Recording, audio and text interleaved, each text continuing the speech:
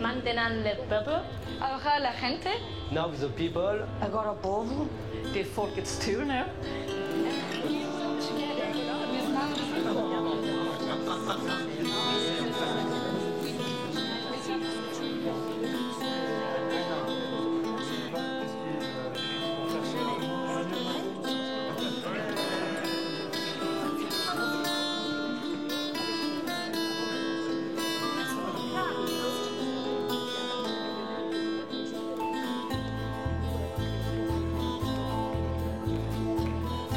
Agora o povo é um movimento que surgiu da colaboração de vários partidos europeus. Nós já trabalhamos em conjunto há muito tempo.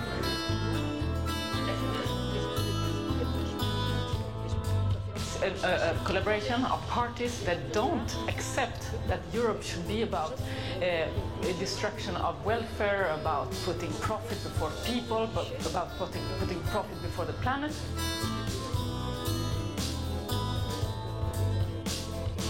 Ahora la gente, para mí, es la alternativa europea capaz de construir una Europa diferente, una integración diferente, un futuro de oportunidades, de democracia y de derechos.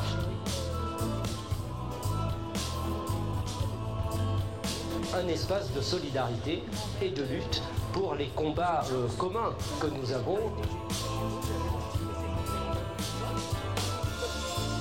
Nuestra vida es más necesario que nunca una transición ecosocial y ecosocialista, y por eso hay que plantear medidas encima de la mesa que hablen del control ecológico de la economía, que hablen del control social de la economía y sobre todo que la ecología sea un arma al servicio de que la gente pueda vivir mejor. Lorsque nous disons qu'on ne doit pas prendre à la nature davantage que ce qu'elle peut reconstituer, eh bien nous la traduisons au niveau européen par une règle verte européenne.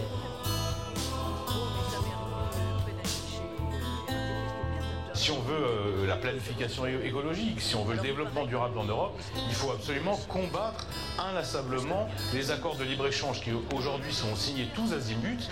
Frente al problema tan grande que tenemos en ecología, toca defender de una manera valiente una transición energética que nos proporcione también empleos de calidad tan necesarios y salir de la precariedad en Europa. El problema es el reparto de la riqueza y evidentemente también el reparto del trabajo. No caso concreto, se me pedem um exemplo concreto, eu diria que no que diz respeito à evasão e à elusão fiscal, nós temos feito um trabalho muito sério na tentativa de taxação do capital financeiro, na tentativa de uma maior redistribuição da riqueza e, sobretudo, que os impostos que fogem, que não são pagos e que fogem para outros países, que possam ser integrados nas contas públicas de cada um dos países para melhorar os serviços públicos.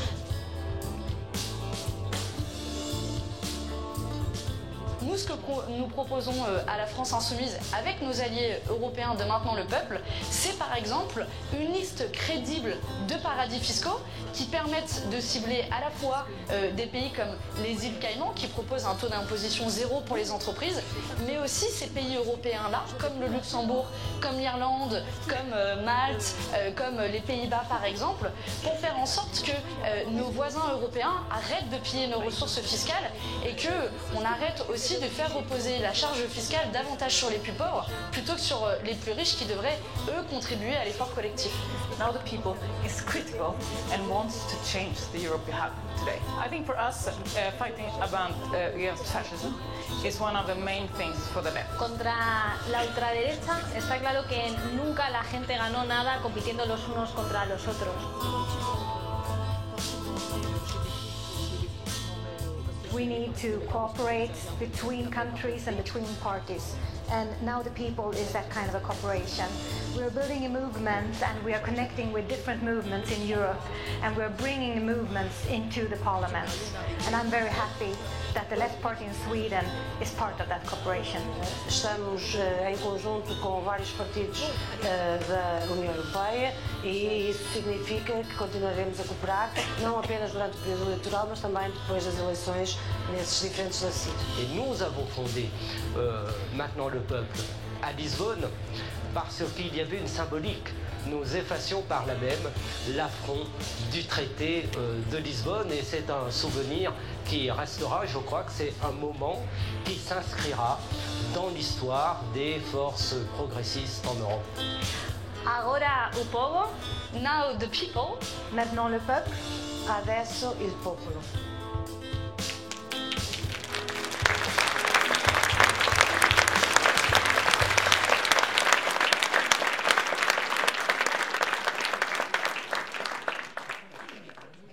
Pierre-Edouard Piala, engagé dans les luttes locales, principalement rurales, je suis candidat aux élections européennes du 26 mai 2019.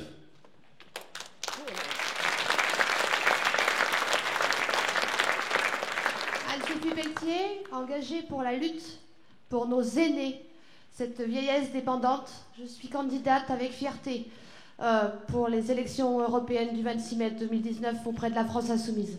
Et bonsoir à toutes, bonsoir à tous.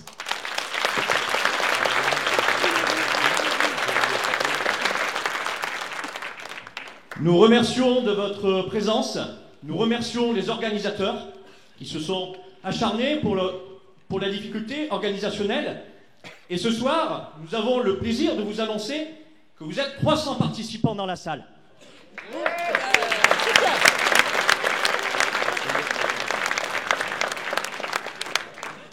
Vous le savez peut-être, il y a quelques semaines, un autre homme, une personne que tout le monde connaît, est venu ici.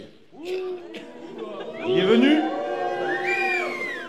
avec, évidemment, moins de simplicité d'accès pour venir dans cette salle. Aujourd'hui, ce sont les citoyens, c'est le peuple qui est présent. Et nous avons le devoir de parler au nom du peuple. Parce qu'il y a des points auxquels il faut appuyer. L'austérité en Europe, l'austérité appliquée au niveau de l'État. Les politiques d'Emmanuel Macron, comme celles de nos prédécesseurs, que ce soit François Hollande ou Nicolas Sarkozy, ont entraîné une déliquescence de nos services publics. Et aujourd'hui, la thématique en cette veille de la Saint-Valentin est de défendre ces services publics en déclarant notre amour à cela. Les services publics, parlons-en. Ici, nous sommes à Souillac, territoire rural, commune composée de 3000 habitants. Ici, les personnes les plus touchées sont les personnes âgées, mais aussi les jeunes. Ce sont des personnes isolées. Ce sont dans différents domaines, comme la santé, les transports, l'éducation. Nous avons des maternités qui ferment. Nous avons des difficultés d'accès des services de proximité. Nous avons des bureaux de poste qui ferment. Nous pensons par exemple ici, dans le Lot, 18 bureaux de poste, dont 14 en milieu rural. 14 en milieu rural. Les transports, des petites lignes qui ferment, accentuées par la réforme ferroviaire. Nous avons des postes supprimés dans l'éducation nationale, 12 postes d'enseignants. Nous avons des fermetures de classes. Autant de constats dans un département qui compte 170 000 habitants et dont, au niveau de la santé, une seule maternité maintenant est accessible, c'est-à-dire Cahors. Il y a une situation concrète. Il y a quelques années, en 2012, une femme qui allait accoucher d'un petit bébé s'est retrouvée en difficulté puisqu'il est décédé en allant en Brive-la-Gaillarde. Et tout ça, le manque de services publics est là. Alors nous proposons un changement de politique concrète à la France Insoumise. C'est pour ça que nous sommes là. Nous remercions également la présence, et nous avons dans cette salle nos compagnons gilets jaunes qui se battent sur les ronds-points pour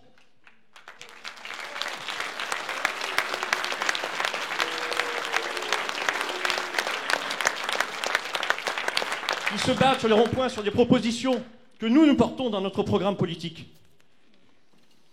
Ici, à côté de moi, j'ai quelqu'un qui a fait 117 jours de grève, qui se bat, comme des milliers de femmes qui travaillent dans le secteur social et dans les hôpitaux, dans les maternités.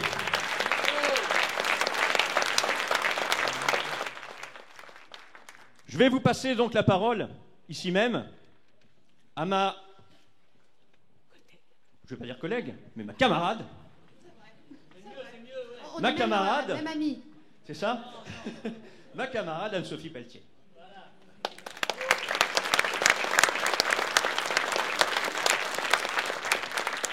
Alors c'est avec une tendresse particulière que je reviens ici parce que j'habitais à Saint-Céré il y a 20 ans. Donc Souillac, je connais un petit peu. Et puis comme je suis une femme, vous savez quoi, je suis tombée enceinte. Bah oui. Mais moi j'ai eu de la chance. Et mon garçon qui a 17 ans aujourd'hui a eu aussi de la chance. Parce que nous avons eu le temps d'arriver à Brive. La maternité de Saint-Céré était déjà fermée. Donc nous avons eu le temps d'arriver à Brive et nous sommes... Enfin, tout s'est bien passé, quoi. Mais je pense à toutes ces femmes qui aujourd'hui sont obligées de faire des kilomètres. Parce que j'habite un territoire rural, moi aussi. Vous savez, j'habite le Jura. C'est un peu comme ici, hein. Et c'est pareil chez moi. Les maternités, elles ferment les unes après les autres. Là, il y a encore peu de temps, une femme n'a pas eu le temps d'accoucher en allant sur Besançon ou sur Lons-le-Saunier. Donc aujourd'hui, ce sont des vies qu'on met en danger. Voilà ce que c'est la fermeture de nos services publics. Et ce dont je vais vous parler, finalement, c'est des enfants et des personnes âgées. Parce que les personnes âgées, c'est aussi un combat. Vous savez, cette vieillesse dépendante qu'on ne voit pas, qui est parce qu'elle est au domicile ou parce qu'elle est en EHPAD. J'ai fut la porte-parole, effectivement, d'une grève de 117 jours. Parce que mon employeur est un EHPAD privé à but lucratif. Forcément, on ferme les EHPAD publics. Donc, où vont nos personnes âgées? Parce qu'elles n'ont pas le choix dans les EHPAD privés à but lucratif. Et dans les EHPAD privés à but lucratif, eh bien, on marchandise la vieillesse. Le soin n'est qu'une marchandise, finalement. On ne nous demande pas, à nous, soignants, de faire du qualitatif, mais on nous demande de faire du quantitatif. Un peu comme si on était à l'usine, et on enchaîne les toilettes les unes après les autres. Sauf que quand on est soignant, parce que je suis comme vous, finalement, cette liste, elle vous ressemble, eh bien, quand on est soignant, la seule chose qu'on a envie de faire, eh bien, c'est de prendre soin de vous, que ce soit dans les maternités, que ce soit dans les hôpitaux, que ce soit dans les EHPAD. La seule chose qu'on veut, c'est prendre soin de vous et surtout ne jamais oublier que la quintessence d'un métier de soignant aussi, eh bien, c'est de l'humain. Et aujourd'hui, à la France Insoumise, ce qu'on souhaite aussi faire, et j'y tiens particulièrement, c'est de remettre de l'humain dans la politique, remettre l'humain au cœur des débats.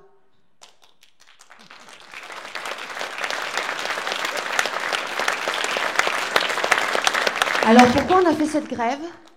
Eh bien parce que on a regardé à un moment donné nos rétroviseurs de conscience et on s'est dit, c'est comme ça qu'on va les traiter encore longtemps?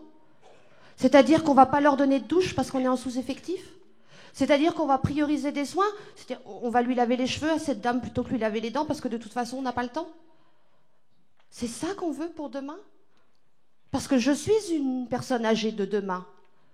Beaucoup parmi vous, nous sommes les personnes âgées de demain. C'est vraiment ça que nous voulons pour notre société? Non, c'est pas ça. Alors on s'est mis en grève. On s'est mis en grève contre des actionnaires.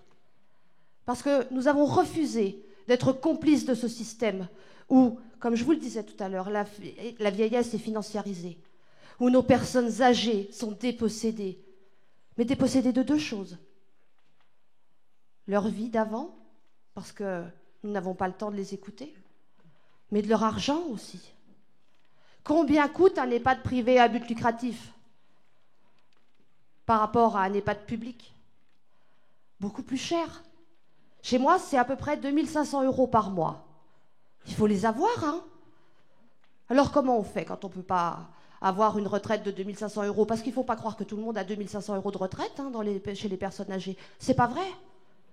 Comment elles font? Eh bien, elles vendent leur maison. Et puis quand elles ont mangé tout leur petit pécule de cette vente, eh bien ce sont les enfants qui mettent la main à la poche. Sauf que les enfants ne sont pas plus riches aujourd'hui avec le chômage qu'il y a. Alors vous savez ce qu'ils font? Ah, ils ont trouvé la solution. Quand les personnes âgées ne peuvent plus payer des EHPAD privés à but lucratif, on les met dehors. Et on les envoie vers des EHPAD publics. Mais si on n'en a plus d'EHPAD publics, où vont-ils aller? Où est-ce qu'on va aller demain, nous? Nous? C'est pour ça que j'ai envie de me battre. Pour ces services publics. qui sont la richesse de ceux qui n'ont rien. Et n'oubliez pas, les amis, que quand tout sera privé, on sera privé de tout.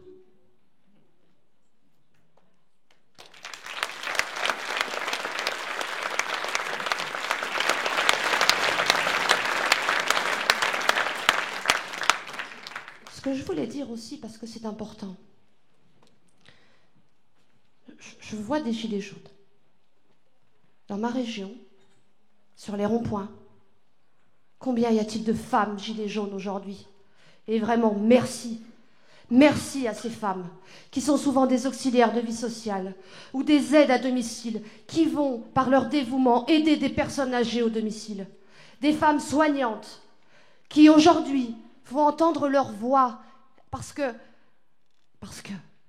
la vieillesse, nos personnes âgées, les soignants, dans tous les territoires ruraux, sont les grands oubliés de cette République, sont les grands abandonnés de cette République. Alors il faut que ça change, les amis, parce que sachez que nous avons tous le droit d'avoir un accès égal à la santé, aux soins, sur tous nos territoires ruraux. C'est ça, la vie, normalement.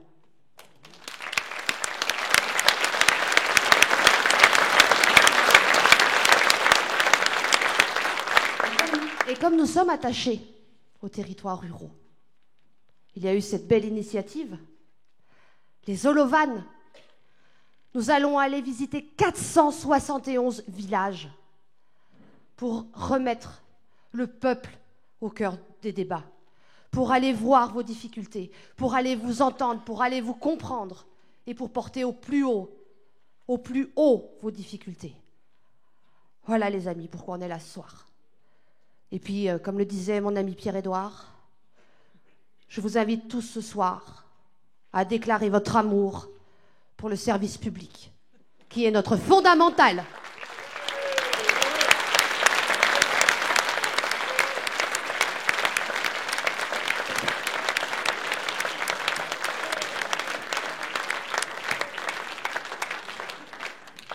Alors, on va regarder une vidéo sur cette initiative des Olovannes. Et en fait, je crois que c'est un peu les coulisses. Alors, allez pas le répéter, hein. C'est parti.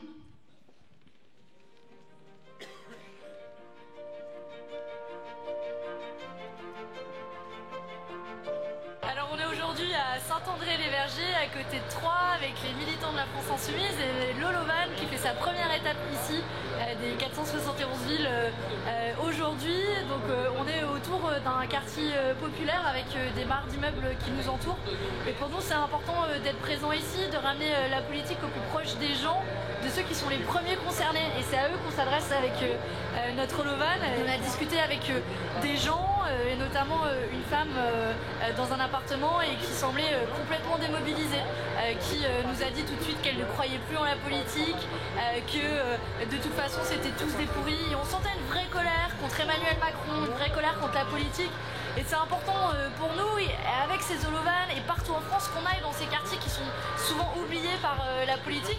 Et au bout d'une longue discussion, on a fini par la convaincre qu'il y avait un bulletin de vote pour exprimer cette colère et pour exprimer un changement radical, y compris dans l'Union européenne, c'était celui de la France Insoumise. Donc voilà, c'est le message qu'on est venu délivrer aujourd'hui à Saint-André-les-Vergers, mais qu'on délivrera partout en France, dans les 471 villes, en chair et en os ou en hologramme. Donc j'espère qu'il y aura beaucoup de monde sur toutes les étapes.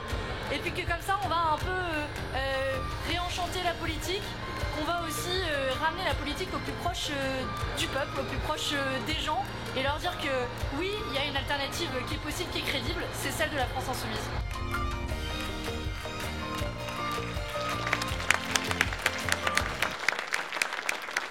Alors les amis, je vous demande d'accueillir avec beaucoup de chaleur notre cher Manuel Bompard.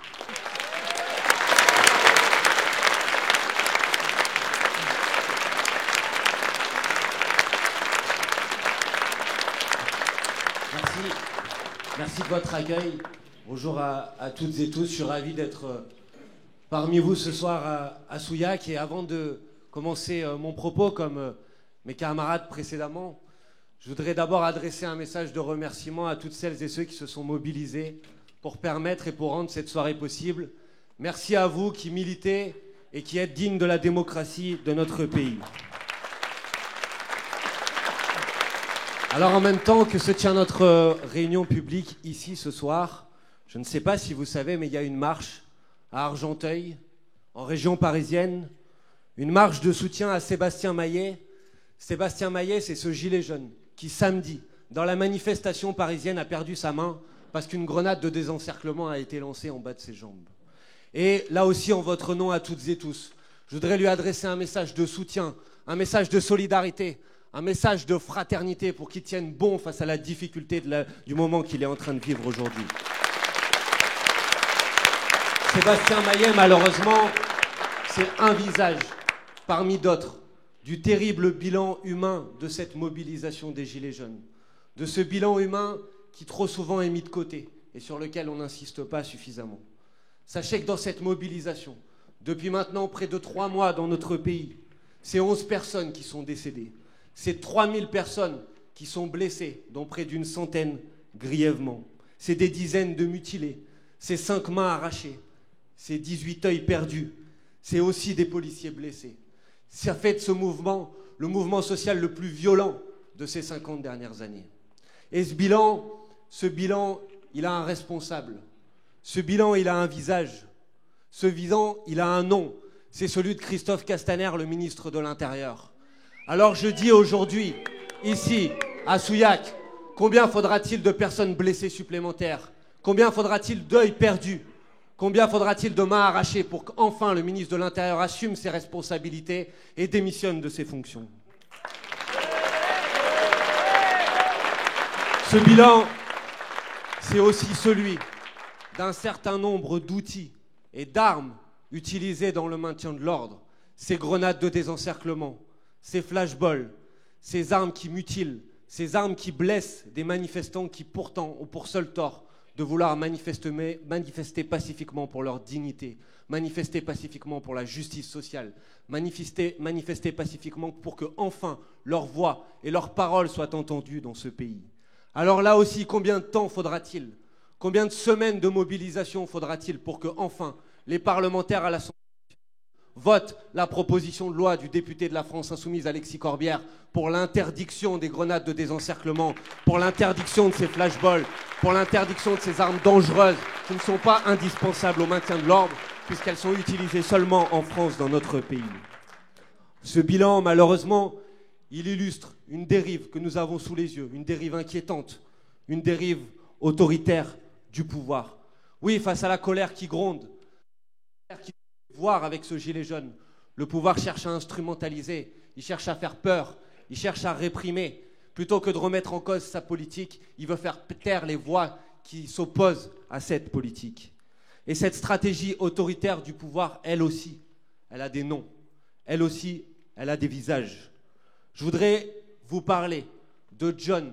John, il est serveur en Vendée. C'est un des leaders de la mobilisation des Gilets jaunes. Ce qu'on lui reproche, c'est d'avoir participé à un incendie qui a détruit 5 radars. Mais John, il a fait la preuve, il a démontré qu'il n'avait pas été présent à la réunion qui avait organisé cette action. John, il a perdu son emploi parce qu'il a été placé en garde à vue et il n'a pas pu s'y rendre. John, il a écopé d'une peine de prison de 8 mois de prison, dont 4 fermes sous mandat de dépôt. Je voudrais vous parler de Maria. Maria, elle est boulangère. Elle est boulangère à Die, dans la Drôme. Maria, elle a été arrêtée suite à une bousculade dans une manifestation. Elle a été placée immédiatement en détention provisoire. On lui a empêché de téléphoner. Elle n'avait pas de lettres. Elle ne pouvait pas écrire. On lui a confisqué ses lunettes dont elle a besoin pour pouvoir voir. Elle a été placée en détention. Elle a été coupée du monde. Voilà. Et aujourd'hui, elle a été condamnée à 3 mois de prison ferme. Je voudrais vous parler de Manu. Manu, c'est un boulanger. Il travaille dans une entreprise de boulangerie à Paris et samedi, lors de la manifestation, il a refusé qu'un policier rentre dans la boulangerie parce qu'il avait une arme et qu'une personne était en train de se faire soigner dans cette boulangerie. Manu, depuis mardi, il est en garde à vue pour cette simple raison-là. Voilà ce que je voulais vous montrer ce soir. C'est que cette stratégie autoritaire, cette stratégie de la répression, derrière, c'est des vies humaines. C'est des gens comme vous, comme moi, qui se retrouvent avec des difficultés dans leur vie aujourd'hui pour le simple et bonne raison d'avoir participé à ce mouvement et à cette mobilisation. Cette dérive autoritaire, c'est aussi celle qui mène à organiser des perquisitions au siège des forces politiques d'opposition, celle qui mène à aller perquisitionner un journal pour le simple tort d'avoir fait des révélations qui dérangent le pouvoir. Cette dérive autoritaire, c'est aussi celle, même si bien sûr, ça n'a pas le même niveau d'importance, mais qui fait que nous essayons de mener cette campagne électorale. Quand nous organisons nos initiatives d'Holovan dans les villes et dans les villages de France, nous nous heurtons à des difficultés, à des incapacités à nous fournir une autorisation, ou encore comme ce jour-là, aujourd'hui dans les Alpes-Maritimes, où des policiers viennent pour nous déloger alors que nous sommes en train de faire une action pacifique et que nous avons les autorisations pour cela. Voilà la dérive autoritaire du pouvoir. Ce bilan, le bilan que nous avons sous les yeux, c'est aussi le résultat d'une stratégie qui a été la stratégie de M. Macron et de son gouvernement, qui a été la stratégie du pourrissement. Il a laissé pourrir ce mouvement depuis maintenant 3 mois. D'abord, il a fait preuve d'arrogance et de surdité. Bon, tout ça, ça va s'arrêter tout seul. Ne vous inquiétez pas, on ne fait rien, on n'a rien vu. Ensuite, il a jeté l'opprobre, il a jeté l'anathème. Il a dit que les gens qui se mobilisaient aujourd'hui dans la rue, finalement, ils n'avaient rien à faire de la question écologique et de la question environnementale. Alors que non, les gens qui se battent aujourd'hui, ce qu'ils n'acceptent pas, c'est que ça soit à eux, au peuple, à chacun d'entre vous ici, de payer la facture, alors que de l'autre côté, les multinationales polluent et détruisent notre planète. Voilà ce que les gens n'acceptent pas. Et voilà ce qu'il a essayé de faire, de jeter l'opprobre, de jeter la suspicion. Ensuite, il a essayé l'enfumage avec des annonces cinglantes, des annonces brillantes. Oui, chaque personne qui est rémunérée au SMIC verra dans son pays son indemnité augmenter de 100 €. C'était ça, la phrase du président de la République. Sauf qu'aujourd'hui, chaque personne dans ce pays rémunérée au SMIC n'a pas vu son indemnité augmenter de 100 €, car ce n'était pas une augmentation du SMIC dont il s'agissait, c'était une augmentation de la prime d'activité, vous le savez. Et voilà la stratégie de l'enfumage. Ensuite, ça a été la répression, j'en ai parlé. Et maintenant, c'est la diversion. La diversion avec ce grand débat national dont vous savez toutes et tous que c'est finalement une grande diversion, un grand blabla. L'objectif de ce débat, il est finalement assez simple. On essaye de faire comme si on vous écoutait, on essaye de faire comme si vos revendications trouvaient un écho dans l'oreille du pouvoir, mais à la fin, c'est nous qui décidons et on va s'en occuper tout seul. Ce débat, bien sûr qu'il faut débattre. On nous dit, mais vous ne voulez pas débattre. Si, on veut débattre. Mais on n'a pas attendu l'autorisation du président de la République pour débattre. Les Françaises, les Français, ils débattent. Ils débattent sur les ronds-points, ils débattent dans la rue, ils débattent sur les marchés. Ils débattent dans les réunions publiques que nous organisons toutes et tous partout dans le pays. Mais là, il ne s'agit pas d'un débat. Il s'agit d'une opération de diversion. Comment on fait une opération de diversion en quelques étapes? D'abord, on écarte de l'organisation du grand débat toutes les autorités indépendantes qui doivent garantir l'impartialité de ce débat. C'est ce qui a conduit à ce que Mme Joanneau démissionne, parce que l'autorité administrative du grand débat national était mise de côté. Pourquoi? Parce qu'elle demandait que ça ne soit pas le pouvoir et le gouvernement qui ait le dernier mot sur le rapport qui serait organisé à l'issue du débat. Ensuite, on biaise les questions pour laisser le débat dans le périmètre qui est le périmètre autorisé par le pouvoir. Je vous donne un exemple, si vous êtes allé voir le questionnaire sur le site internet. Un exemple, juste un. On vous demande, est-ce que vous préférez baisser les impôts ou supprimer des services publics? Voilà. Vous avez le choix. Alors allez-y, choisissez. Vous préférez? Allez, on supprime tout. Bon, j'informe ici devant vous, le pouvoir, qu'il existe une troisième possibilité. Il y a une troisième possibilité. Est-ce que oui ou non on peut mettre à contribution les plus riches dans ce pays? Est-ce que oui ou non on peut faire payer les multinationales? Est-ce que oui on peut aller chercher les 60 à 80 milliards d'euros qui partent chaque année dans la fraude et l'évasion fiscale? Voilà notre réponse. Non, il ne faut pas baisser les impôts ou détruire les services publics. Il faut aller chercher des ressources nouvelles pour permettre à chacun de vivre dignement dans ce pays. C'est la deuxième étape. On biaise les questions, on organise le débat pour qu'il reste dans le cadre qu'accepte le pouvoir. Ensuite, on transforme le grand débat en un grand blabla, où à la fin, on vous dit, vous allez parler, mais à la fin, c'est Jupiter qui tranche. C'est ça le débat aujourd'hui. Qu'est-ce qu'il vous a dit, le président de la République, dans la lettre qu'il a adressée aux Français? Il a dit, à la fin du grand débat, je reviendrai vers vous pour vous dire quels enseignements je tirerai de ces discussions. Merci, merci monsieur. Mais si les gens se mobilisent aujourd'hui dans la rue, c'est pas seulement parce qu'ils ont envie de débattre, mais parce qu'ils ont envie de décider. Et donc maintenant, la question qui est à l'ordre du jour, c'est que le peuple veut décider. Le peuple veut dire son mot, veut choisir les questions sur lesquelles il veut se prononcer, et il veut enfin décider. Enfin, on utilise ce grand débat comme une opération de communication électorale, en organisant des grands shows présidentiels, qui fait qu'aujourd'hui, Emmanuel Macron a à peu près épuisé son temps de parole médiatique jusqu'à l'élection présidentielle de 2027. Voilà. Qui voit d'ailleurs ses audiences médiatiques, débat après débat, baisser, ce qui permettrait sans doute de dire aux éditorialistes dans ce pays que le mouvement s'essouffle, comme ils disent dans le mouvement des Gilets jaunes depuis maintenant plus de 13 semaines. Alors, puisque c'est des opérations électorales, puisque ce que vous avez vécu ici, dans cette salle à Souillac, quand le président de la République est venu ici, c'était un meeting électoral, nous allons, nous, la France Insoumise, poser une question simple et nous adressons ce soir un courrier à la Commission nationale des comptes de campagne pour savoir si oui ou non les frais d'organisation de ce grand débat seront inclus au compte de campagne de la République En Marche.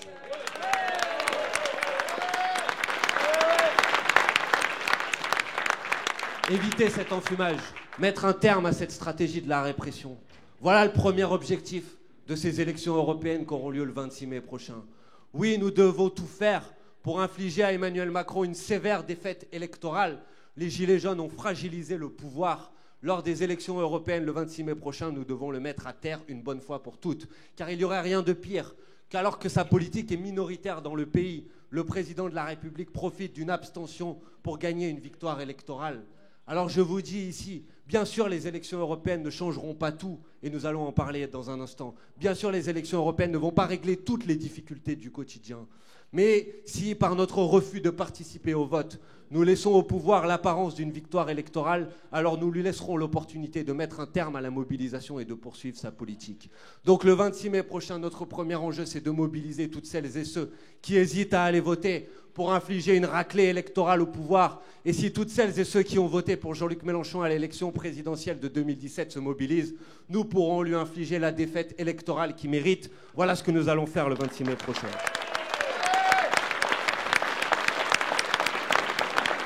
Et l'Europe dans tout ça, vous allez me dire. Mais l'Europe, elle n'est pas déconnectée des revendications qui émergent dans le pays aujourd'hui. Quand les gens demandent la justice fiscale, quand ils demandent l'égalité sociale, le partage de la richesse, les services publics ou la démocratie, vous croyez que ça n'a pas de rapport avec la construction européenne ? La démocratie, alors qu'on parle d'une construction européenne qui s'appuie aujourd'hui sur le refus du vote non du peuple français au traité constitutionnel européen en 2005 qui a été bafoué. Voilà de quelle Europe nous parlons. Et cette Europe, elle a des conséquences. Elle a des conséquences extrêmement précises et extrêmement claires sur le contenu des politiques mises en œuvre dans notre pays. Je ne sais pas si vous savez, mais depuis les derniers traités, la Commission européenne envoie chaque année à notre pays et à notre gouvernement des recommandations. Alors je vais vous en lire quelques-unes, pas toutes, parce qu'il y en a beaucoup et il y en a beaucoup trop.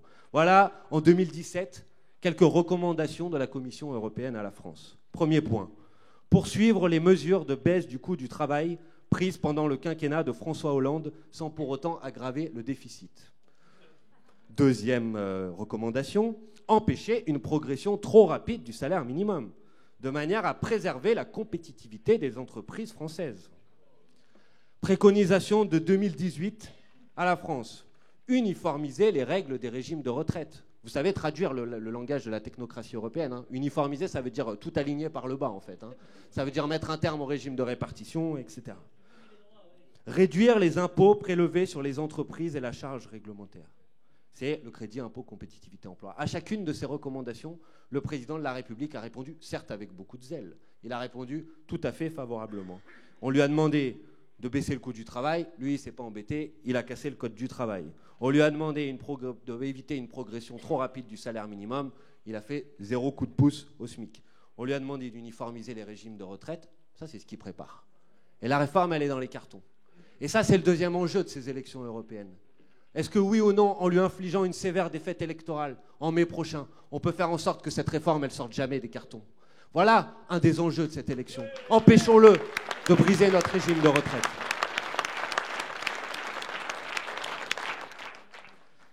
Alors, bien sûr, l'Europe, elle a des responsabilités. Elle a des responsabilités dans le tableau que vous a dressé tout à l'heure Pierre-Édouard Piala à propos des services publics. C'est bien l'Union européenne qui fiche dans le marbre cette règle absurde qui empêche à un pays d'avoir plus de 3% de déficit public et qui lui empêche donc d'avoir des plans et des programmes d'investissement. C'est bien l'Europe qui vote des directives comme les 4 paquets ferroviaires qui conduisent suite à la libéralisation du service public ferroviaire, à la fermeture de nos petites gares, parce qu'on met en concurrence les entreprises, parce que tout ce qui n'est pas rentable est mis de côté, alors qu'un service public, par définition, doit permettre à chacune et à chacun d'avoir accès au transport, à la santé, sans critères de rentabilité, parce que c'est ce qui garantit l'égalité de tous sur le territoire.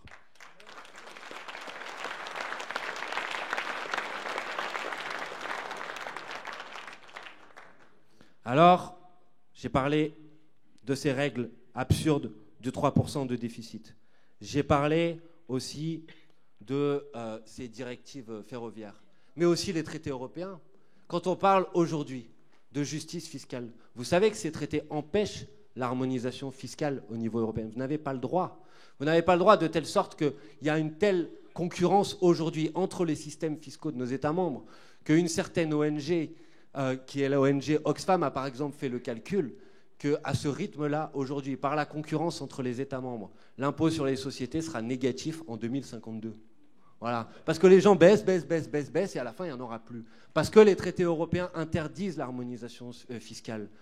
Parce que les traités européens mettent en concurrence les régimes sociaux, les indemnités, introduisent des dispositifs comme le travail détaché, qui fait qu'aujourd'hui on peut venir travailler dans ce département, mais avec la législation du travail de Pologne ou avec la législation du travail d'un certain nombre de pays de l'Est qui ont des législations du travail beaucoup moins favorables, et que c'est ni bon ni pour nous parce qu'on se retrouve avec une concurrence déloyale, ni pour les pays d'origine parce que ça leur empêche de faire évoluer leur droit social vers le haut. Oui, il faut de l'harmonisation sociale en Europe et de l'harmonisation par le haut, pas ce dumping qui pousse à tout aligner par le bas.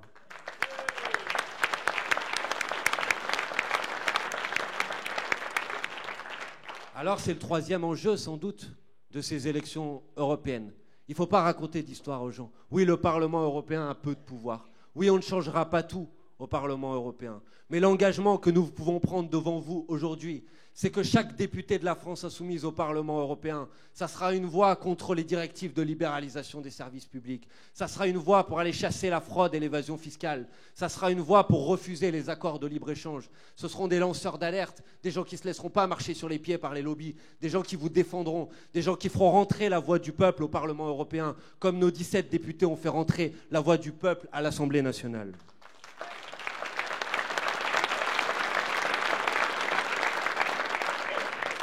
Et ces députés, ils seront là-bas pour préparer aussi la rupture avec les traités européens dont notre pays a besoin pour pouvoir mener une autre politique. Oui, nous avons besoin dans ce pays aujourd'hui d'une autre politique pour répondre enfin aux préoccupations de justice sociale, aux préoccupations de justice fiscale, à l'impératif écologique qui s'avance devant nous, pour répondre à la crise démocratique que connaît notre pays avec ce sentiment de ne pas être représenté.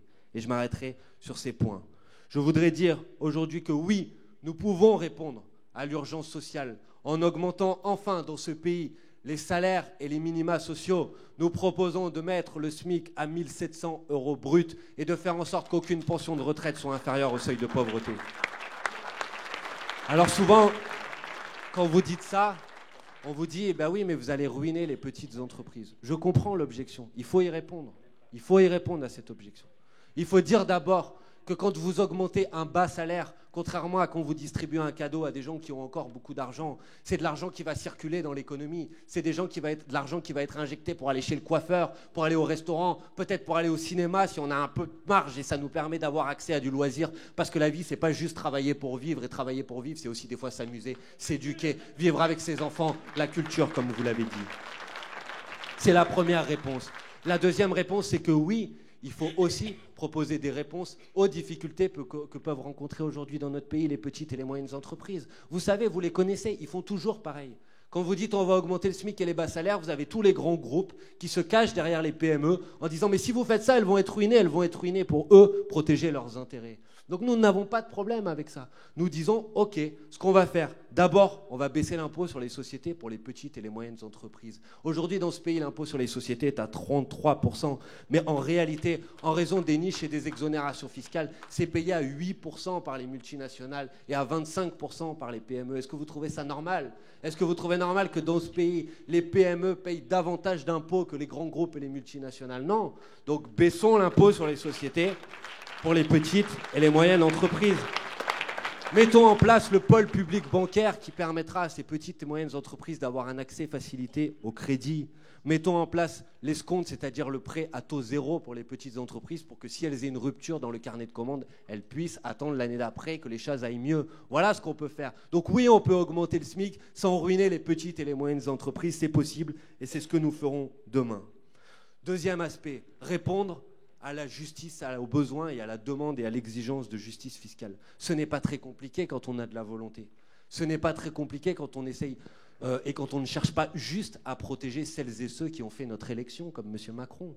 C'est quand même pas très compliqué d'avoir un système d'impôts qui soit un système d'impôts plus juste. C'est ce que nous proposons, d'introduire de nouvelles tranches pour avoir 14 tranches d'impôts sur le revenu, pour faire en sorte que chacun contribue à la hauteur de ses moyens, de rétablir l'impôt de solidarité sur la fortune, de baisser la TVA sur les produits de première nécessité et au contraire d'introduire une TVA grand luxe sur les grandes fortunes. Nous pouvons répondre aussi à l'urgence démocratique qui s'exprime dans ce pays.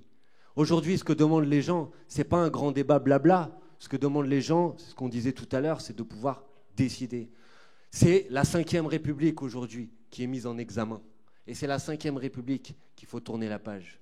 Nous proposons, et c'est pourquoi la France Insoumise avait mis au cœur de son programme, au cœur de ses engagements, la revendication de convoquer une assemblée constituante pour une 6e République démocratique qui donne davantage de pouvoir au Parlement et qui donne davantage de pouvoir au peuple. Et d'ailleurs, aujourd'hui, la France Insoumise a présenté à l'Assemblée nationale, dans le cadre de sa niche parlementaire, une proposition de loi pour introduire le référendum d'initiative citoyenne dont une grande majorité de Français demandent aujourd'hui.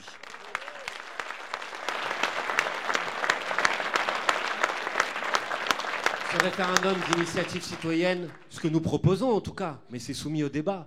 C'est soumis au débat. Mais il faut pour ça avoir en face des gens qui ont envie de débattre, pas des Playmobil qui votent contre en cadence parce que le président de leur République leur a demandé de le faire.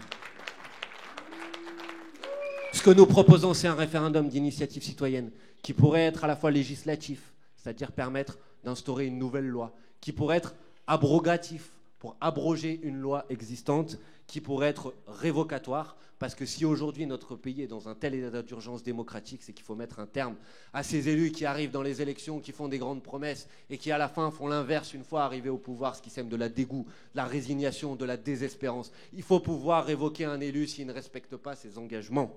Voilà ce que nous disons. Alors des fois quand on vous dit ça, on vous dit mais révoquer un élu, mais on n'est pas au Venezuela. Vous connaissez Venezuela, on va faire des Vuvuzela Venezuela comme ça qu'on pourra sortir, ou des boîtes à meux Venezuela. Mais vous savez, il y a des pays en fait qui ont le référendum d'initiative citoyenne, il y a même des pays qui ont le référendum révocatoire. Je pense à peu près une quinzaine des États-Unis d'Amérique. Je ne crois pas que ça soit des dictatures. Donc ces dispositifs-là, ils existent. C'est des dispositifs utiles, des dispositifs nécessaires. C'est des dispositifs qui rendront la démocratie plus vertueuse. Parce que si l'élu sait que vous allez pouvoir le révoquer à la fin, s'il vous a raconté des histoires pendant la campagne électorale, alors il fera attention à ce qu'il va dire pendant la campagne. Et la démocratie, elle sera plus vertueuse, elle sera plus saine, et on progressera tous, et notre pays pourra avancer. Enfin, merci. Enfin, je vais vous dire que notre pays a besoin qu'on avance et qu'on amène enfin notre peuple français face aux défis qui sont devant nous. Et le défi climatique, il est là, il est devant nous. Et nous devons nous y attaquer. Ça suffit l'inaction, ça suffit tout le poids au lobby, ça suffit Monsanto qui écrit les rapports sur le glyphosate au Parlement européen. Ça suffit les lobbies qui manœuvrent pour revenir sur l'interdiction de la pêche électrique obtenue par le député européen Younous Omarjee au Parlement européen. Ça suffit les lobbies. Alors oui, il faut s'attaquer à l'impératif écologique. Monsieur Macron, arrêtez de serrer la ceinture des gens. Offrons des perspectives au pays. Faisons en sorte qu'enfin on s'attaque à cette crise écologique. Faisons de la France la première nation écologique du monde. Faisons de la France le premier pays qui met la pauvreté à distance. Faisons de la France un pays où on peut vivre bien, où on peut vivre dignement. Et pour ça, on a besoin d'investir. On a besoin de desserrer les taux de la règle des 3%. On a besoin d'un plan d'investissement massif pour la transition écologique, pour faire en sorte que dans ce pays, en 2050, on ait 100% d'énergie renouvelable, pour financer les 600 000 bâtiments qu'il faut isoler thermiquement chaque année si on veut pouvoir tenir les objectifs de baisse des émissions, de baisse de la production énergétique. Faisons en sorte que notre pays, enfin, s'attaque à cet impératif. On aura besoin de tout le monde. On aura besoin des jeunes, on aura besoin des ouvriers, on aura besoin des ingénieurs, on aura besoin des techniciens, des chercheurs, on aura besoin de toute la richesse du peuple français. Voilà, donnons de la perspective, donnons de l'espoir à notre pays, arrêtons de l'enfermer dans ses politiques.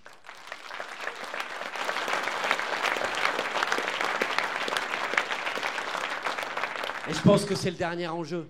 Et je m'arrêterai là-dessus. Mais la banque, on peut faire plein de choses. D'abord, on va la prendre un peu plus au porte-monnaie. On va séparer les banques d'affaires et les banques de dépôt parce que c'est pas normal qu'avec l'argent que vous allez déposer sur votre compte, il y en a qui en profitent pour s'en mettre plein les poches. Mais on parlera des banques une autre fois, vous inquiétez pas. Alors, et je vais m'arrêter là-dessus, le 26 mai prochain, vous avez l'opportunité d'infliger une sévère défaite électorale à Emmanuel Macron, d'envoyer au Parlement européen des parlementaires de combat, des gens qui ne se laisseront pas faire, des gens qui ne se laisseront pas marcher sur les pieds, des gens qui vous représenteront enfin. Vous avez l'occasion de préparer la rupture et la sortie des traités européens indispensables pour amener notre pays dans une autre voie que l'impasse dans laquelle aujourd'hui nous enferme Emmanuel Macron et son gouvernement. Vous aurez l'opportunité enfin de préparer l'alternative dont nous avons besoin pour retrouver demain le goût des jours heureux. Merci.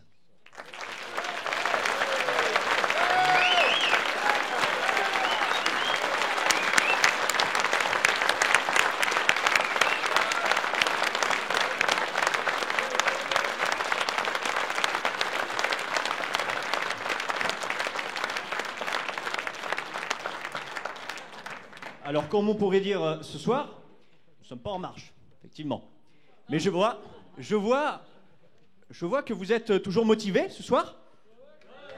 Oui. Donc, je vais accueillir, ici ce soir, présente, Manon Aubry, notre tête de liste.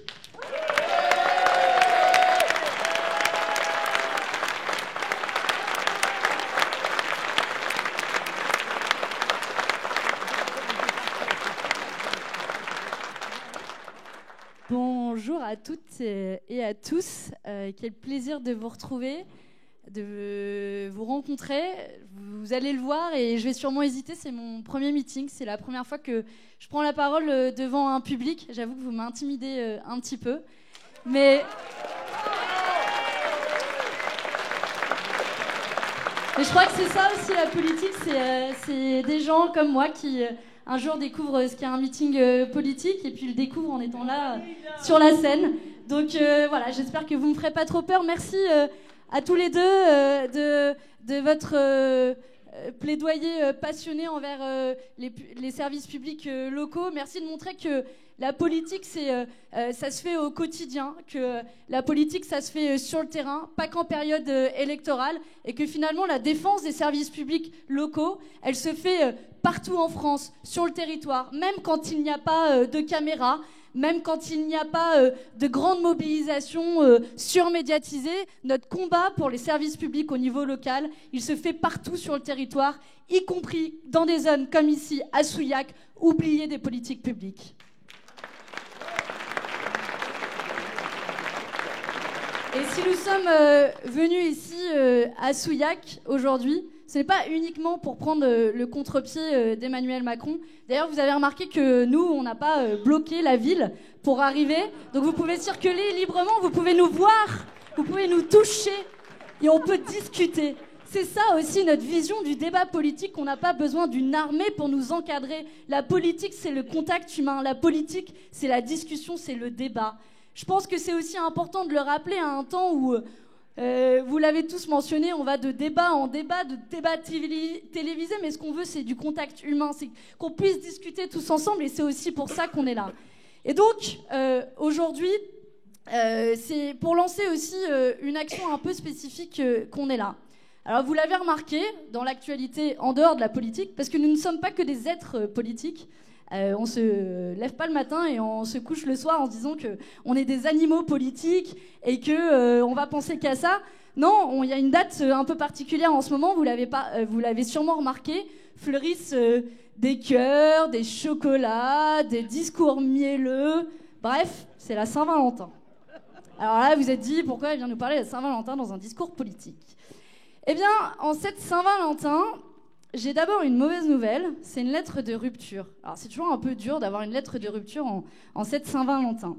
Cette lettre de rupture, c'est la lettre de l'Union européenne au service public. Alors je vous en dis 2 mots de cette lettre de rupture de l'Union européenne. Chers services publics, tout est terminé. Oui, l'intérêt général a eu du sens. Oui, le passé a été heureux. En général, on se souvient toujours du passé heureux au moment de rupture.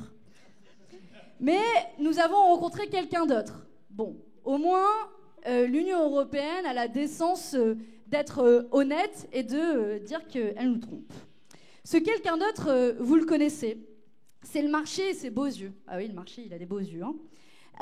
C'est la douceur des chiffres et des règles comptables, le libre-échange, la concurrence de tout le temps, partout.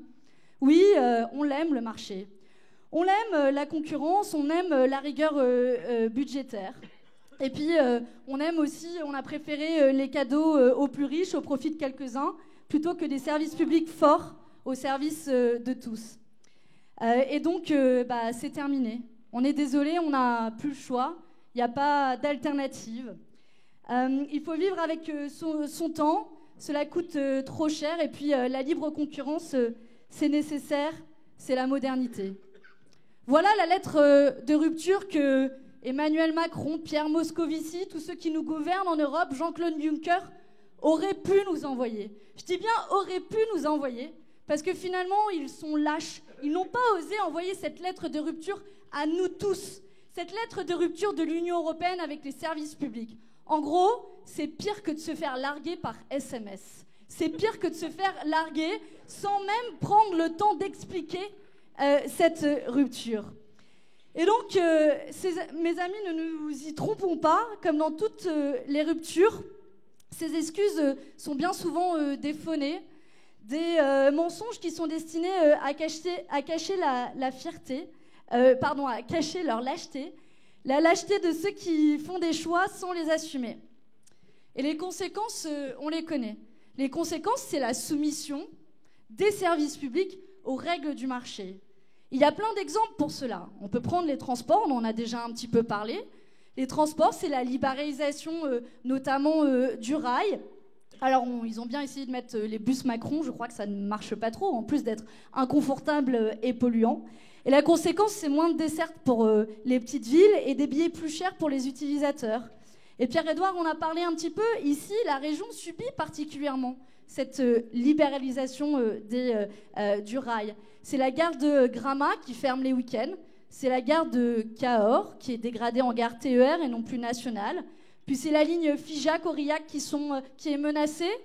Bref, on ne compte plus les gares ou les lignes qui sont menacées. Et le résultat, c'est que maintenant, nous n'avons plus qu'à peu près 30 000 kilomètres de voies ferrées pour 65 millions d'habitants, alors qu'on avait plus de 40 000 kilomètres de voies ferrées en 1938 pour à peine 40 millions d'habitants. Et la conséquence, si vous ne pouvez plus prendre le rail, ou vous tournez vers les routes. Mais là aussi, les autoroutes, on en a beaucoup parlé ces dernières semaines, ont été soumises au marché. Ces autoroutes que vous prenez probablement régulièrement et qui sont de plus en plus chères. Et puis, d'ailleurs, à ce sujet, j'ai entendu parler aujourd'hui que le gouvernement veut essayer de refaire passer par la fenêtre cette taxe carbone qui nous a mis, beaucoup d'entre nous, dans les rues il y a 13 semaines, comme si un petit peu ils n'avaient pas entendu la leçon. On a longuement parlé avant du débat, du grand débat. Alors il fait un grand débat et en même temps, potentiellement, on repasse par la fenêtre quelque chose qui a été dégagé par la porte, qui est aussi le fruit de la mobilisation des Gilets jaunes, à qui, je pense, il faut rendre hommage. Et cette rupture avec les services publics, c'est aussi l'approvisionnement en eau, c'est aussi nos hôpitaux qui sont menacés, qui sont sous-financés et qui sont contraints de se débattre face à la pénurie budgétaire. Et dans ce contexte-là, il y a certains ministres, comme la ministre de la Santé Agnès Buzyn, qui préfèrent faire porter le chapeau aux fonctionnaires. Bah oui, c'est facile, on sous-finance les services publics et puis après on dit c'est la faute des fonctionnaires. Et aujourd'hui, moi je voudrais rendre hommage à ces fonctionnaires qui se battent, parfois au péril de leur propre santé, aux pompiers, aux enseignants, aux infirmières, à tous ces fonctionnaires qui tiennent souvent à bout de souffle nos services publics.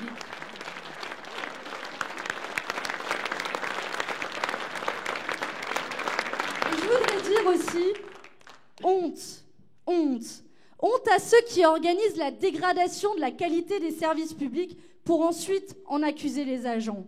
C'est lâche, c'est très très lâche. Alors, le président de la République, il a dit lui-même, il fait un grand débat, mais en même temps, il ne veut pas changer de cap.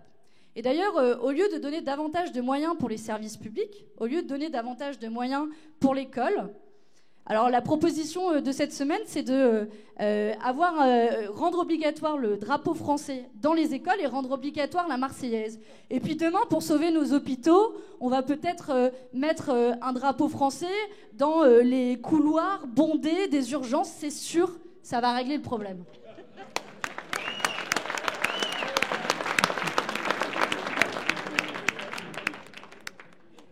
Alors nous disons qu'il est possible de prendre un autre chemin. Cette histoire, cette belle histoire entre la politique et les services publics, nous voulons la raviver. Et du coup, aujourd'hui, en cette veille et quasi-jour de Saint-Valentin, je voulais faire une déclaration d'amour. Alors, je n'ai pas l'habitude de faire des déclarations d'amour. Je ne suis pas très friande des déclarations d'amour. Et puis, en revanche, j'ai un peu le trac, comme lors d'une première déclaration d'amour quand on est adolescent. Et cette déclaration d'amour, j'avais envie de le faire pour les services publics. Et pour cette déclaration d'amour, il faut un peu prendre son courage à deux mains et dire tous ensemble, haut et fort, oui, service public, on t'aime. On t'aime, service public. On t'aime, service public, car tu es le seul à garantir l'intérêt général. On t'aime car tu es le seul à assurer les besoins essentiels de la population partout sur le territoire, y compris dans des zones rurales qui sont de plus en plus abandonnées. Ça a été dit par Anne-Sophie, les services publics sont aussi le patrimoine de ceux qui n'en ont pas. Et je dirais même plus qu'ils sont le garant de notre égalité. Là où la main invisible veut tout laisser au marché, le service public, lui, s'occupe de l'ensemble d'entre nous. Ils sont les garants des outils et les outils de l'intérêt général. Qui peut imaginer un instant que le marché pourrait garantir une même qualité des services publics partout sur le territoire, dans les zones rurales, dans les zones montagneuses? Qui peut penser que le marché peut s'assurer que tout le monde puisse avoir accès à un coût décent l'ensemble des services publics? Et donc moi je voulais déclarer ma flamme au service public pour donner un peu d'espoir à cette soirée, parce que je sais que les temps ont été durs. Et je voulais déclarer ma flamme au service public pour plusieurs raisons. Je voulais dire, service public, on t'aime, car tu es le seul à garantir une qualité du service rendu. On le sait, quand les lois de la concurrence s'imposent sur les services publics, qu'est-ce qui est coupé en premier? La qualité des services publics. Le contrôle sanitaire, le contrôle de qualité. Et il y a des exemples partout dans le monde. Voilà des années, par exemple, que le réseau d'eau dans la ville de Flint, dans le Michigan, aux États-Unis, a été privatisé. La conséquence, c'est que l'eau maintenant qui coule dans les robinets de cette ville de Flint, c'est de l'eau non potable. Que dire aussi de la privatisation du rail britannique? On en parle souvent, on en a beaucoup parlé l'année dernière. Avec cette privatisation du rail au Royaume-Uni, est-ce que les prix ont baissé? Non, ils ont augmenté. Est-ce que la qualité a baissé? Oui. Et oui, la qualité a baissé. Il y a régulièrement des problèmes de qualité, il y a régulièrement des catastrophes qui sont imputables au manque d'investissement dans les services publics ferroviaires. À tel point, les amis, à tel point que certains conservateurs, ceux-là même qui étaient les premiers à sacrifier les services publics, demandent maintenant la renationalisation de certaines lignes, Donc peut-être que dans 20 ans, une fois qu'on aura privatisé toutes nos lignes en France, on dira « Attendez, excusez-nous, on a fait une erreur, en fait c'était une mauvaise idée ». On sait très bien que la privatisation des services publics, on le voit partout dans le monde, se traduit par une baisse de la qualité. Service public, on t'aime aussi, car tu es le seul à garantir à moindre coût son accès universel. On sait, là aussi, quand on privatise, tout coûte plus cher. Et vous le savez, hein, vous tous qui payez, qui recevez vos factures d'électricité, de gaz, on sait que ça coûte plus cher. Aux États-Unis, quand on va dans un hôpital, je ne vous le souhaite pas, mais si jamais ça vous est arrivé, on ne vous demande pas votre carte vitale. C'est votre carte bleue qu'on vous demande. Et ça peut très rapidement coûter des milliers de dollars. En France, on n'en est pas encore là. On n'en est pas encore là, mais on sait que les cliniques privées ne veulent plus s'embarrasser des interventions qui ne sont pas rentables et qui préfèrent laisser l'addition à l'hôpital public. Et une part toujours plus grande de notre protection sociale est privatisée. Service public, on t'aime aussi. On t'aime aussi parce que tu es le seul à garantir l'accès de toutes et tous sur tout le territoire, partout en France. C'est aussi la privatisation, tout pour les métropoles et tout pour les quartiers riches. Et du coup, on l'a dit, ce sont les petites lignes qui ferment, ce sont les hôpitaux et les maternités qui ferment. Et la liste est longue dans la région. On a rencontré cet après-midi des représentants de syndicats qui nous disaient à quel point la région se mourait de cette désertification des services publics. J'ai déjà parlé des lignes de train, mais c'est aussi la maternité de Decazeville qui ferme, et depuis au moins 5 bébés qui sont nés aux urgences de l'hôpital.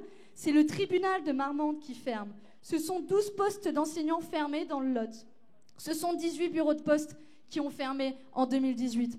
Voilà la réalité de la casse du service public dans un département comme le Lot, qui est oublié de la puissance publique. Alors,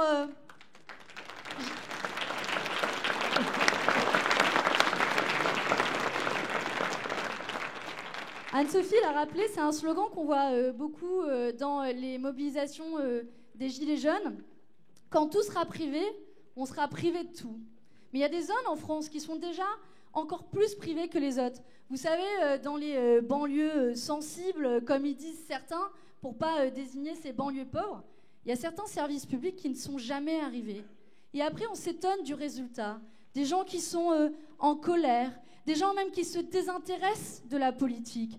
Nous voulons dire à toutes ces zones oubliées, dans les zones rurales, dans ces banlieues pauvres, que nous allons ramener les services publics parce qu'ils sont les seuls à garantir la qualité, les seuls à garantir un accès universel à des besoins qui sont essentiels, à des besoins du quotidien, à l'école, à se former, à se soigner avec des hôpitaux. Oui, nous allons ramener les services publics là où ils ont été, pour certains d'entre eux, même pas initialement envisagés. Parce que c'est ça aussi notre conception du service public partout sur le territoire.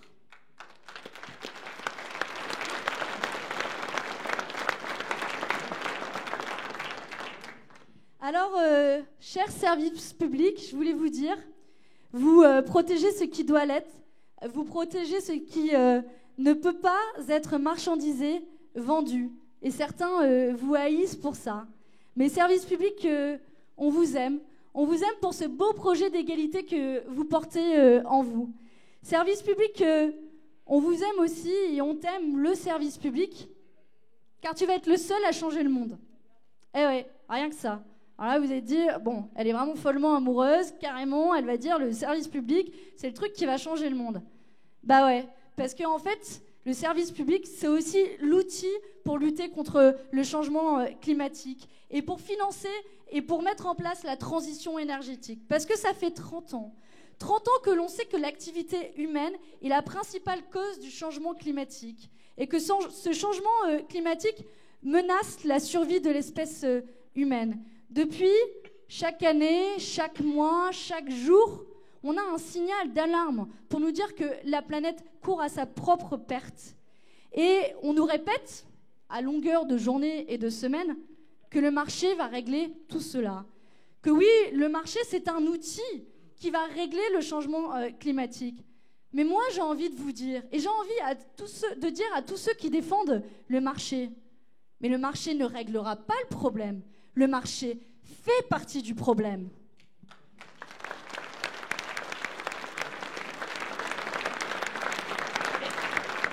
Parce que quand on laisse le marché s'occuper de la transition énergétique, concrètement, prenons l'exemple du fret.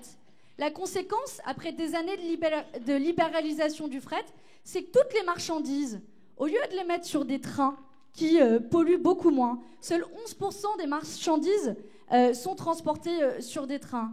Le reste, c'est transporté via des camions qui nous empoisonnent la vie, des camions qui polluent la planète, des camions qui mettent en danger notre avenir. Et ça, c'est parce qu'ils ont libéralisé le fret. Et ça, c'est parce qu'ils refusent de faire un service public du transport de marchandises.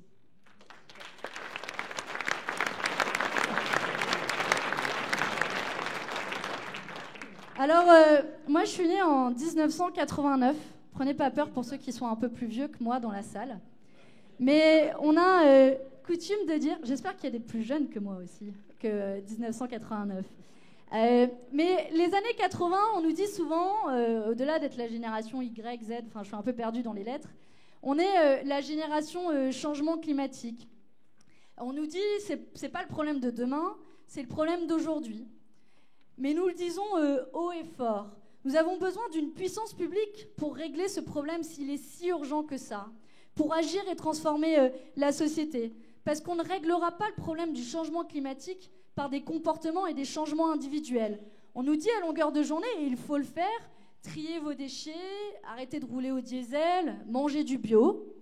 Et pour cela, ils se contentent de changer quelques règles à la marge pour orienter le marché. Mais il faut le dire, ça suffira pas. Ça suffira pas de manger du bio, ne plus consommer au diesel et nous responsabiliser individuellement. Oui, si l'on veut prendre à bras-le-corps le problème, non seulement il ne faut pas laisser le marché faire, mais il faut changer en profondeur notre société. Et ça, seule la puissance publique peut le faire. Et ça, seul le service public peut le faire. Et c'est comme ça, et pour cela aussi, que le service public peut changer le monde.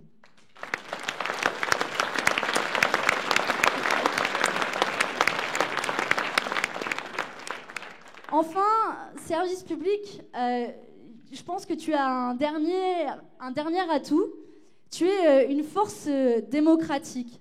Alors que le marché vend nos biens communs, vend nos services communs pour l'ensemble de la société à quelques actionnaires qui sont intéressés par la seule recherche du profit, le service public, il recherche l'intérêt général. Le service public, c'est un outil du peuple, c'est une force populaire, mais c'est un outil du peuple, mais par le peuple et pour le peuple. Et c'est bien là la grande différence avec le marché. Défendre le service public, c'est un peu défendre son droit à être un citoyen et pas un consommateur. Et donc, service public, c'est aussi l'outil du peuple, l'outil de nous tous, de vous, moi, là, assis tous au premier rang et derrière. C'est notre outil. Et si c'est notre outil, pourquoi nous n'en reprendrions pas le contrôle ? On nous a laissés spectateurs de la destruction de notre service public. On nous a laissés spectateurs de la destruction de nos hôpitaux. On nous a laissés spectateurs de la destruction de notre protection sociale. On nous a laissés spectateurs de la désertification de nos services publics. Mais les services publics, c'est un outil populaire, c'est l'outil du peuple. Et donc, il faut que l'on puisse prouver collectivement que nous allons reprendre le contrôle de cet outil collectif et que non, nous n'allons pas l'abandonner à quelques mains intéressées par la seule recherche du profit, à ceux qui ont déjà tout. Et oui, nous allons reprendre le contrôle du service public dans le sens de l'intérêt général.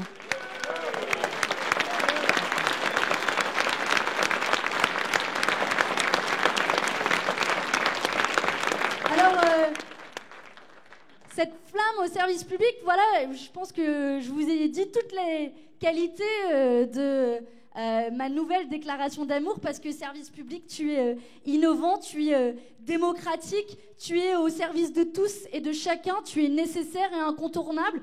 Finalement, tu es le meilleur garant de la République, de la liberté, de l'égalité et de la fraternité. Et c'est pour ça que je t'aime, service public.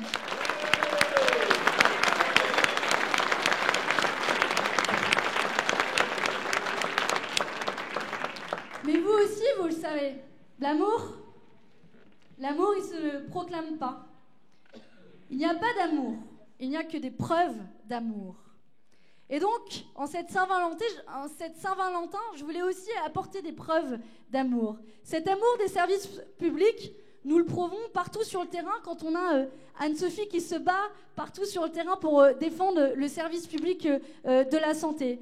Nous le prouverons aussi pendant notre campagne. Mais nous le prouverons aussi demain en tant que députés européens. Parce que, Manu l'a dit, nous serons des parlementaires de combat au nom des services publics pour des services publics de qualité, des outils essentiels pour garantir l'accomplissement des jours heureux en Europe. Et parce que ces services publics sont essentiels, nous nous battrons pour eux. Et parce que nous nous battrons pour eux, notre programme est bâti autour de solutions concrètes pour défendre, protéger, étendre les services publics en France et en Europe. Et nous nous battrons dans le cadre de cette campagne, mais demain en tant que députés européens, pour une vraie définition, un vrai statut du service public européen. C'est ça aussi que nous allons mettre en avant dans notre campagne pour ces élections européennes. Et vous savez, ça peut paraître évident, ce service public européen, un vrai statut européen pour ce service public, mais en réalité, ça n'existe pas aujourd'hui à l'échelle européenne. Alors, il y a bien des dispositions, quelques bribes, ci et là, qui tendent à protéger quelques secteurs isolés des services publics, mais trop faiblement, trop peu. Et à l'inverse, l'Union européenne n'a de cesse, Manu a mentionné quelques injonctions de l'Union européenne, cette Union européenne n'a de cesse de pousser les États à libéraliser toujours plus ces services publics. Et donc, les barrages sont un excellent exemple de politique de libéralisation, en effet, des services publics, puisque l'eau, ce bien commun, demain, peut-être, sera uniquement accessible via des agences privées. Et donc, si on privatise les barrages, non seulement il y a un risque de catastrophe environnementale, mais aussi, c'est peut-être demain de l'eau non potable qui coulera de nos robinets. Et donc, nous voulons défendre et protéger les services publics contre la menace d'une privatisation qui est insidieuse, contre cette injonction faite par l'Union européenne. Nous dresserons une liste des services vitaux, de ces services à la population, de la santé, de l'éducation, de la protection sociale, de l'eau et des barrages. Ces services-là, on s'y engage. Ils ne devront, ils ne pourront pas être privatisés parce que c'est notre bien commun à nous tous. C'est la garantie de notre accès universel à nos besoins du quotidien. Et c'est pour toutes ces raisons-là que nous défendrons un vrai statut européen du service public.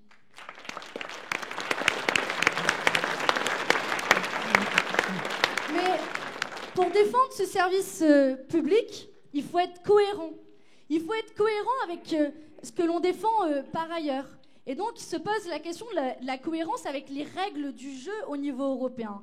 Et vous le savez, aujourd'hui, le carcan des traités européens impose une telle austérité budgétaire qu'il est difficile de sauver ces services publics. Et parce que notre amour n'est pas qu'individuel et qu'il est collectif, et que nous pensons que notre amour pour les services publics est plus fort que cet amour pour le dogme libéral de cette règle d'or dont on ne sait pas d'où elle vient, et qui impose une limitation des déficits, qui impose des règles austéritaires budgétaires absurdes, qui n'ont aucun sens. Et c'est pour ça qu'il faut se battre contre ces traités européens, précisément au nom aussi de la défense des services publics, pour créer une véritable alternative en Europe, pour montrer avec nos partenaires européens qu'il est possible de faire des coopérations vertueuses, mais pas des coopérations qui visent à détruire nos services publics, mais bien des coopérations qui vont protéger nos services publics. Et donc pour ça, il faut sortir des traités européens actuels, il faut changer les règles du jeu. Et ces règles, elles ne sont pas immuables. Vous savez, des traités, il y en a eu quasiment tous les 5 ans ces dernières années. Et puis, on l'a rappelé, il y a eu un vote démocratique aussi sur ces traités européens. Donc nous pensons que nous ne sommes pas condamnés à subir l'austérité budgétaire, qu'il est possible de changer les règles du jeu. Il est possible de les changer, parce que nous tous, nous le voulons, et que nous tous, nous allons le demander.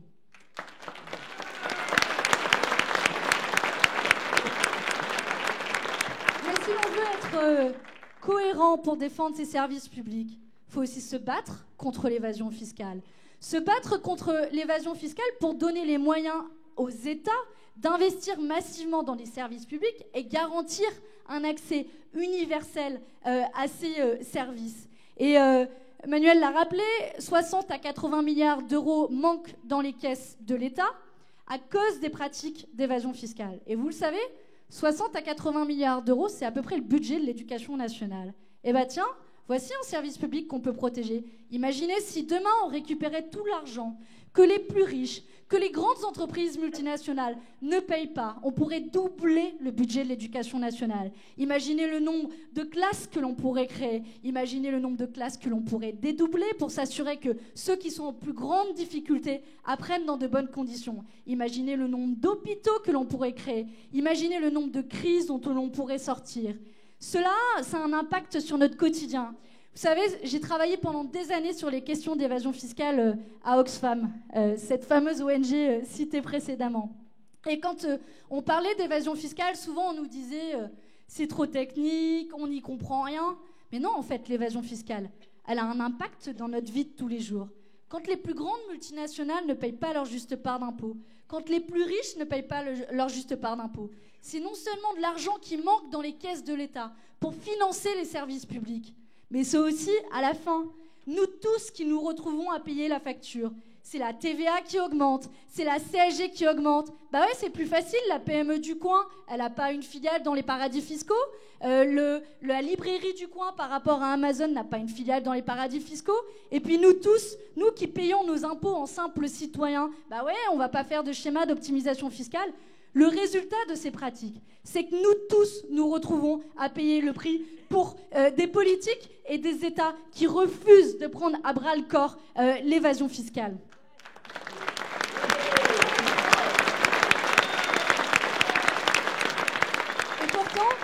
Et pourtant, je veux vous le dire aussi, pour tous ceux qui soit vous feraient croire que tout a été fait en matière de lutte contre l'évasion fiscale, ou pour tous ceux qui vous feraient croire que c'est impossible de lutter contre l'évasion fiscale. C'est trop complexe, on a un trop grand temps de retard. Franchement, j'ai plein de solutions à leur proposer. Quand je travaillais à Oxfam et qu'on rencontrait régulièrement les députés, les gouvernements, on leur présentait notre liste. Pendant des années, on s'est battus. Pendant des années, on a cru aussi obtenir des avancées. On a cru obtenir des avancées et puis parfois, sur la dernière ligne droite, vous savez, il y a vraiment le sprint, et là on se fait coiffer sur la dernière ligne droite par les lobbies. C'est eux qui ont empêché un certain nombre de mesures de lutte contre l'évasion fiscale ces dernières années. Et en tant que parlementaires de combat, non seulement nous remettrons ces propositions de lutte contre l'évasion fiscale à l'agenda, mais nous nous assurerons que les lobbies n'auront pas accès à cette dernière ligne droite parce que la souveraineté populaire fait que les décisions politiques doivent être prises au nom du peuple et non pas parce que quelques intérêts spécifiques, quelques intérêts financiers qui défendent une minorité nous coiffent sur le poteau. Pour m'être fait coiffer sur le poteau tant de fois au Parlement européen, auprès des gouvernements, pour avoir cru pendant tant de fois tenir des mesures de lutte contre l'évasion fiscale. Je peux vous garantir, je vais courir plus vite qu'eux. Plus jamais ils ne me rattraperont.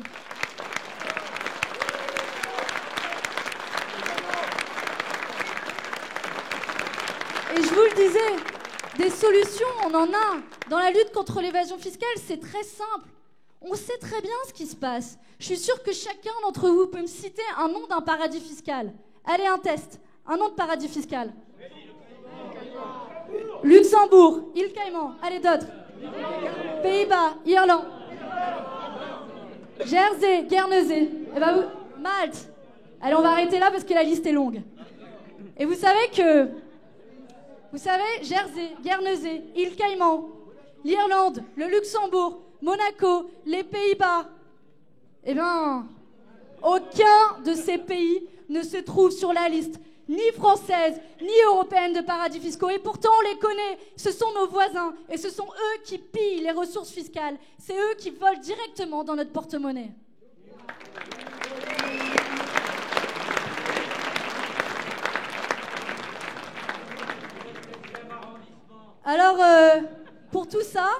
pour tout ça, les amis, pour toutes ces preuves d'amour, il y a une échéance. Cette échéance, c'est le 26 mai, le vote aux élections européennes. Alors je sais que pour un certain nombre d'entre vous, cette élection peut vous paraître hors sol, déconnectée de la réalité, déconnectée de votre quotidien. Et puis un certain nombre d'acteurs politiques, on ne va pas se cacher de vous à moi, il n'y a pas de caméra, personne ne va l'entendre, ont aussi intérêt à jouer sur l'abstention, à vous faire croire que cette élection n'a aucune incidence sur votre quotidien. Mais pour autant, quand vous levez le matin, les céréales que vous mangez dans votre bol, les règles sanitaires et environnementales avec lesquelles elles ont été produites, elles ont été réglées par l'Union européenne. Quand vous prenez votre transport pour aller au travail, là aussi, c'est régulé par l'Union européenne. On l'a vu avec la libéralisation du rail. Vos droits sociaux au travail, là aussi, c'est voté et décidé par l'Union européenne. Le Parlement européen a une incidence. Les parlementaires européens ont un rôle à jouer dans toutes ces actions du quotidien, dans tous ces faits du quotidien. On sait que c'est le Parlement européen aussi qui a imposé la concurrence sur nos services publics. Et donc, voter le 26 mai, c'est voter pour votre quotidien. Voter pour dire stop ou encore à ce monde que M. Macron et ses alliés nous proposent et nous imposent. Ce nouveau monde dont il nous parle. Savez-vous à ce propos ce que disait le philosophe Antonio Gramsci ? Le vieux monde se meurt, le nouveau monde tarde à apparaître, et dans le clair-obscur surgissent les monstres. Eh bien, je pense que tous ensemble, il faut dire que nous nous méfierons et nous nous méfions de Jupiter au pays de Prométhée et des monstres qui sont enfantés par le libéralisme.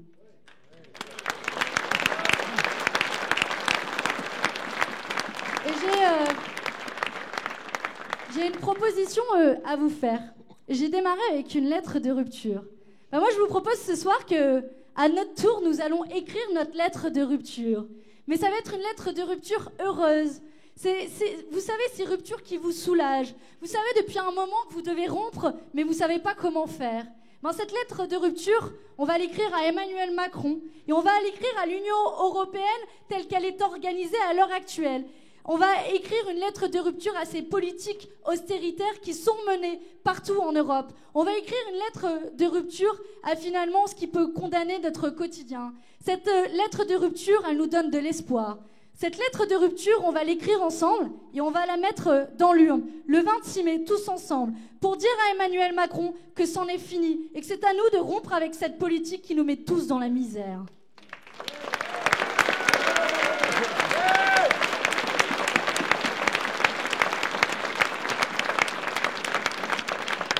C'est pour cela que nous nous présentons.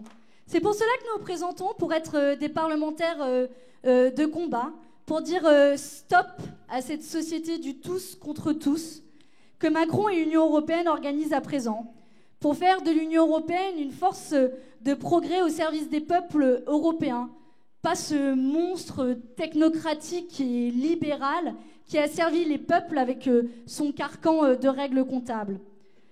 Nos parlementaires, je vous fais la promesse et nous nous y engageons, seront des vigies, des lanceurs d'alerte.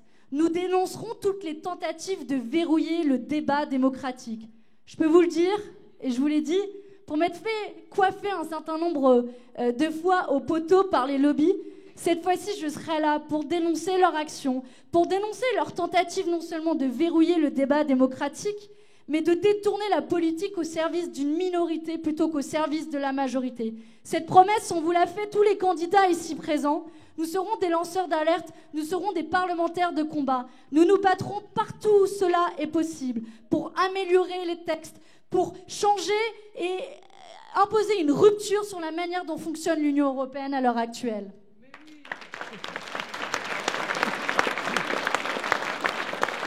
Et vous savez, ces votes comptent.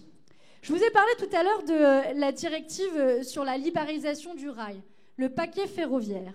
Et vous savez à combien de voix s'est jouée la discussion au Parlement européen sur cette directive européenne qui a ensuite donné pour conséquence la libéralisation du rail et avec l'impact que l'on connaît sur la fermeture des petites voies. Est-ce que vous savez à combien de voix ça s'est joué ? À 24 voix. 24 voix. 24 voix sur plus de 700 députés. 24 députés. 24 députés que l'on aurait pu envoyer, nous, parlementaires de la France insoumise, pour défendre les services publics, pour faire en sorte que les petites gares de train ici, tout autour de Souillac, ne ferment pas. Alors oui, soyez-en convaincus, chaque voix compte, chaque député compte. Et on vous fait ici la promesse que nous nous battrons pour chacun de ces textes, pour faire en sorte que demain, si cette directive était examinée, mais pour faire en sorte aussi que sur toutes les mesures de progrès social, fiscal, écologique, nous mettrons tout notre poids. Et ces 24 voix qui nous manquaient hier, nous les aurons demain. Ces 24 députés qui nous manquaient hier, nous les aurons demain pour nous battre plus que jamais pour le progrès social, fiscal et écologique en Europe.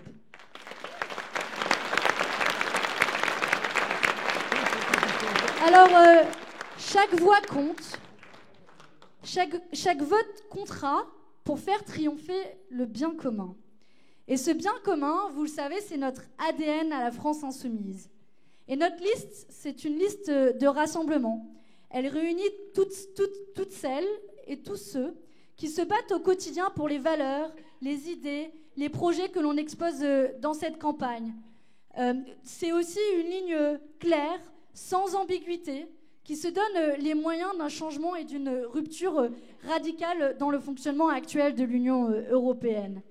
Et les candidats de cette liste, vous en avez entendu un certain nombre d'entre eux, mais il y a aussi Gaëtan Escorbiac qui est là aujourd'hui, candidat de l'Aveyron. Il y a aussi Carole Mar qui est ici présente de Toulouse. Il y a aussi Mauricio Garcia Pereira. Où est Mauricio ? Tu es caché derrière. Mauricio Garcia Pereira qui est là. Et tous ces candidats, en particulier tous ceux qui sont là aujourd'hui, ils ont fait leurs armes dans les luttes sociales pour la défense de la cause animale. Je pense à Mauricio et à Carole, que je remercie vivement d'être là. Je pense à Anne-Sophie et Pierre-Edouard qui en ont parlé aussi avant des services publics locaux. Je pense à Gaëtan. Nous sommes tous des militants de terrain qui avons fait nos armes dans les luttes sociales de manière concrète. Je pense aussi à d'autres candidats qui ne sont pas là aujourd'hui, à Gabriel Amar qui a défendu le droit à l'eau. Je pense à Bernard Borgiali qui est un conducteur de TER et qui a défendu le service public du rail.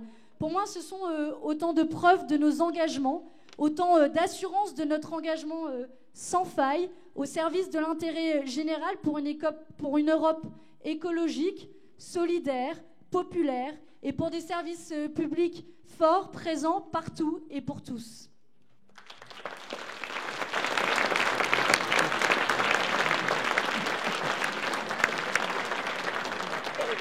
Alors, à la manière de Pierre Desproges, j'avais envie de finir en vous disant Française, Français, Belge, Belge, service public chéri, mon amour.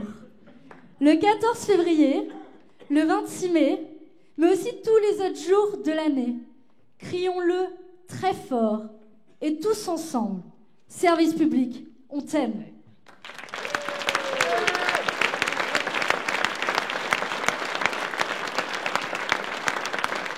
Je voudrais qu'on le répète une fois tous ensemble. Service public, on t'aime. Et donc, je vous l'ai dit, cette déclaration d'amour ne suffit pas, il faut aussi le prouver, et nous le prouverons, que service public, on te soutient aussi dans la pratique, et aussi en votant pour celles et pour ceux qui défendront ce service public au quotidien sur l'arène politique. Et pour cela, il y a un seul vote, une seule liste, c'est celle de la France insoumise, et c'est celle de Maintenant le peuple.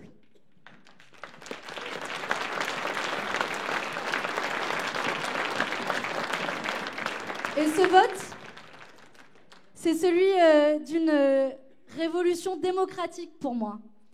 Et cette révolution dont Victor Hugo disait que nous sommes les fils, et donc au nom de notre amour pour les services publics, au nom aussi de la rupture que l'on veut, la lettre de rupture que l'on veut envoyer à Emmanuel Macron, je pense qu'en annexe de la lettre rupture qu'on va envoyer tous ensemble le 26 mai à Emmanuel Macron, je voulais mettre cet extrait de Victor Hugo qui disait que nous sommes les fils de la Révolution.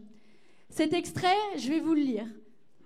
Pour combattre les violences et les impostures, pour réhabiliter les lapidés et les accabler, pour consoler, pour secourir, pour relever, pour encourager, pour enseigner, pour penser en attendant qu'on guérisse, pour transformer l'iniquité en justice, le bourgeois en citoyen, la populace en peuple, la canaille en nation, les nations en humanité, la guerre en amour, le préjugé en examen, les frontières en soudure, les limites en ouverture, la vie en droit, pour ôter des religions l'enfer et des sociétés le bagne. Oui, nous sommes tes fils révolution. Et dans les urnes, avec le bulletin France Insoumise, soyons tes fils révolution.